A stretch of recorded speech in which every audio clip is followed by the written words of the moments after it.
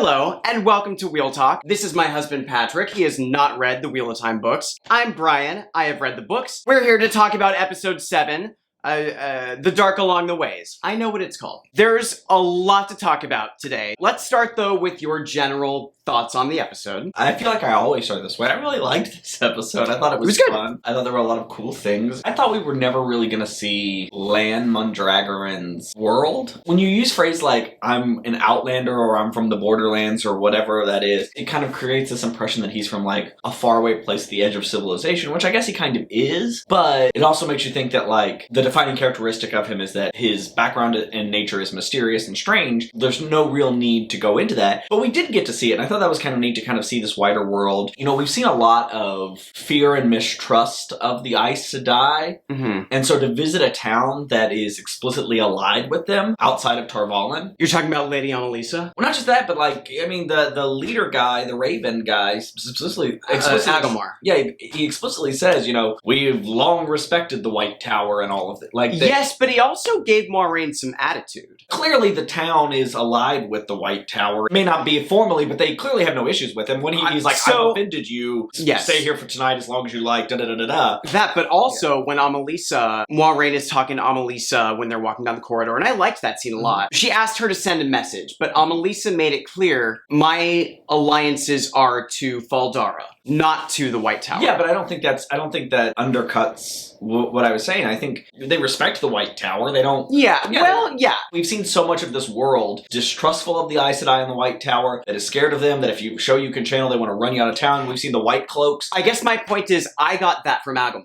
Oh, I didn't at all. I did when he disrespected her. He was like, we got this. And then Moiraine's like, actually, the Trollocs are using the way gates. He probably looks down on a lot of his Fortress City's allies. I think he thinks very highly of himself. They say so much, they were like, why would he consult the seer when he already knows all the answers? I think he's just kind of a pompous asshole. This town as a whole respect the Aes Sedai and the White Tower. Yeah. I feel like the United States and like France or Germany or something where like... Fal Dara is France. Yeah, well, I don't know if Fal Dara is France or Spain or someplace where there is mutual respect and alliance there, and maybe you don't always get along. You're generally allies, you know. Yeah. They trust each other enough to do diplomacy with one another in a way that the rest of the world that we've seen so far maybe doesn't. I love that. We should move on. The Bloodsnow was fantastic. The Bloodsnow is what book readers refer to as that battle where we saw the dragon's mother give birth on the slopes of Dragon Mount. I loved it. You noticed the heron on the blade right away. I still thought that reveal that they sandwiched the episode with at the end was really nicely done. Loved Tigraine fighting all those folks just like kicking ass. That was fun. Yeah, it was very well choreographed and cool. I have zero context for what any of it means. Like, I don't know who those yellow-cloaked guys are. I don't really know who she was. No. I don't know. No. I know that the guy in the helmet is Rand's dad, and Tam. that Rand is the baby being born there, but I don't know why they were chasing her. I don't know why she was killing them. I don't know why they were... You're not supposed to yet. That's fine. But Which I like. I like that they're showing us these flashbacks. That's like, what the fuck is that? Let's move on to the ways. Nynaeve's shield that held off Makin Shin, also known as the Black Wind. First time we watched this, I was bitching about it. This episode in general was the first time I really let my ideas of the book get in the way of my enjoyment. Because when I rewatched it, I really liked the scene when Nynaeve held off the Black Wind. Because it wasn't really about channeling ability, it was about out of everyone that the Black Wind was whispering these things to, Nynaeve was the only one who was able to stand up and stand against it. And then she there's noises in New York, wove this barrier. My issue is, and I've brought this up before, in episode 4, when Nynaeve healed that room full of people. I wish she had healed just Lan, because it would have given her room to grow. It would have made this moment more impressive. It was on the same tier of what she did the first time. It was still cool because she was doing something new. She was defying this mental fuckery. I think it could have been cooler if the first time she channeled, she had done something a little smaller. Does that make sense? I feel like there is a difference between what Nynaeve has been doing and what Moiraine regularly does. What Moiraine regularly does is learned intricate process she had to study and train and learn how to do in order to create these sort of discrete effects that she wants to create. She can call down lightning. Opening the Waygate requires these specific motions. What Nynaeve is doing has been just sort of in a moment of crisis. It's a primal... grabbing hold of the one power, seeing what it does. And it's sort of the difference between like intricately building a device that can harness electricity to create a calculator, or just like taking a live wire and touching it to some paper and seeing what catches on fire. Sometimes she's tapped into this thing. Yes. Yeah. That she's just kind of letting it flow through her versus what Moraine does. I get that. And so, like, I keep going back to the Manetheren thing. If Nynaeve does that and doesn't hold on to it correctly or holds on to it too tight, like, she could burn away and die. Because she's not doing it responsibly. She's just kind of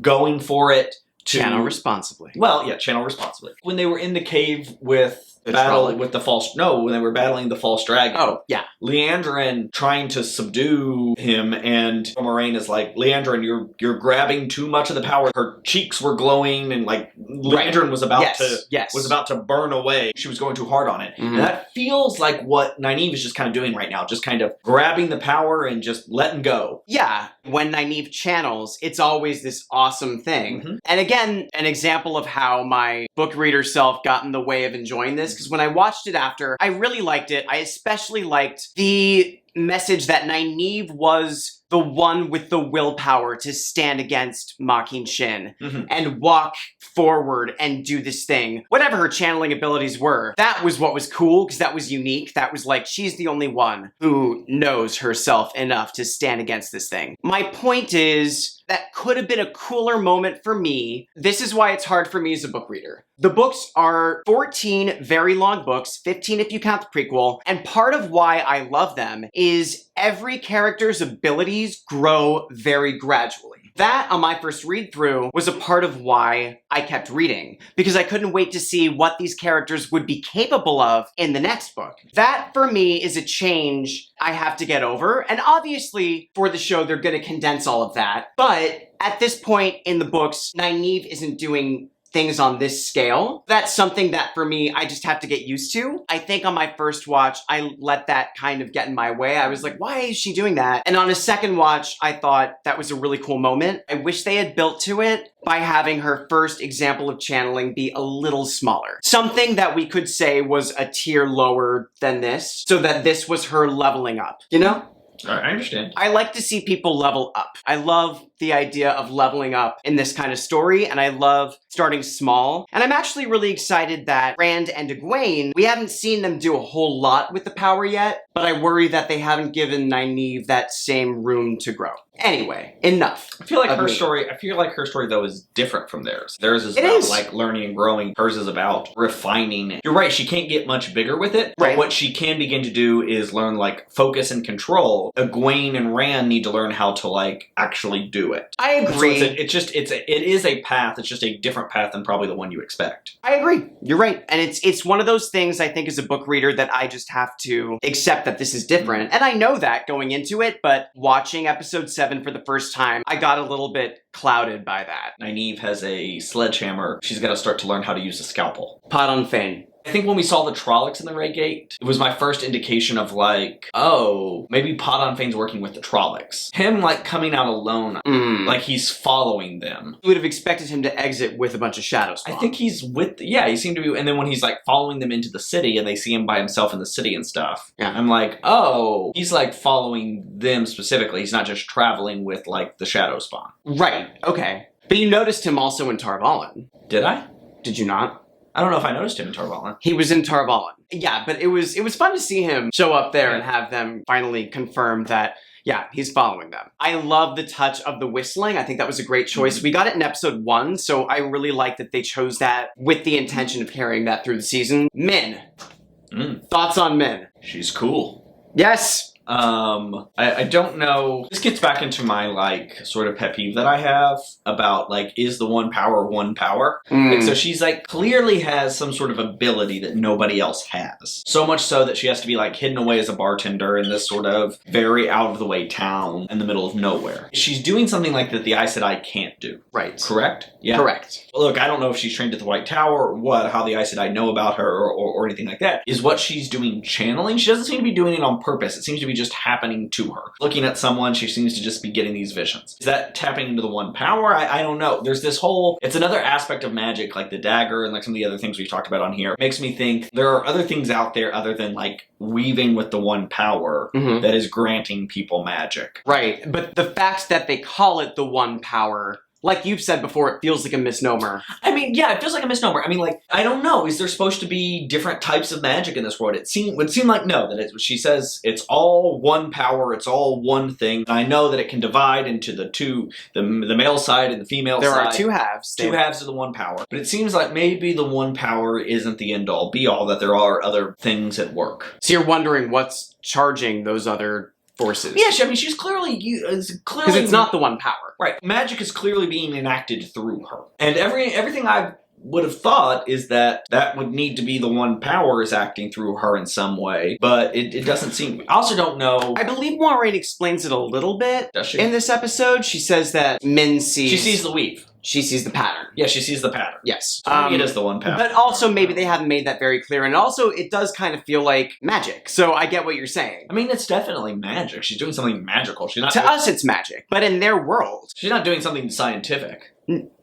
No. But in their world, it almost is? Because like we've said, everyone believes in the pattern. It's crazy, but everyone believes in the Wheel of Time and the pattern. Right, but everyone believes in channeling as well, and channeling is magic. Moiraine says this thing, doubt is the first step towards surrendering to the Dark One. And you were like, I feel like Aes Sedai should constantly be doubting themselves. And I was like, yeah, they're not. But I thought that was an interesting statement. It's a couple of things. During the trial of Logain, the Amaryllis is very clear with Liandrin and Corine and Moiraine. We have these rules because we are very powerful. And we can't just go around doing whatever we want. We have to police ourselves and we have to have these rules in place so that we don't become wizard kings that take over the world. We have laws for a reason. We have laws for a reason, and which seems we have to be kept in check. In the culture of the Aes Sedai, a certain amount of Liandrin really wants to gentle this guy, and Corine's like, I understand that's your instinct, but nope.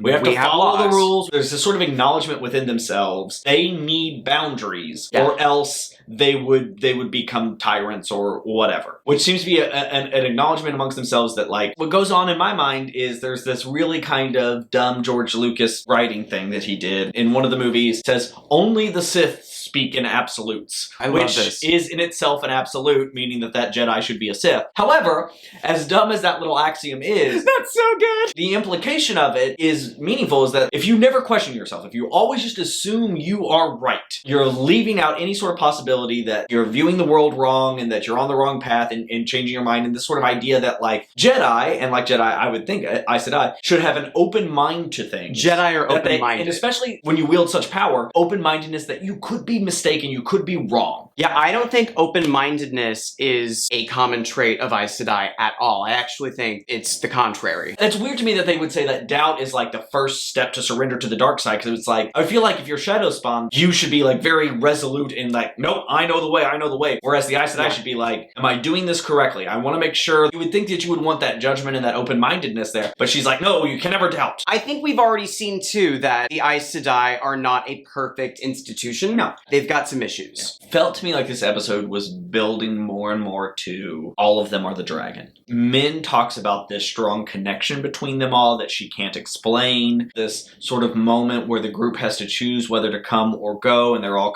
we're getting out all of these sort of deeply held grievances that the five of them sort of have against each other and with each other, and we're really digging into the relationships, and it's making it seem like this is a unit. And then we have this reveal, no, it's actually just Rand.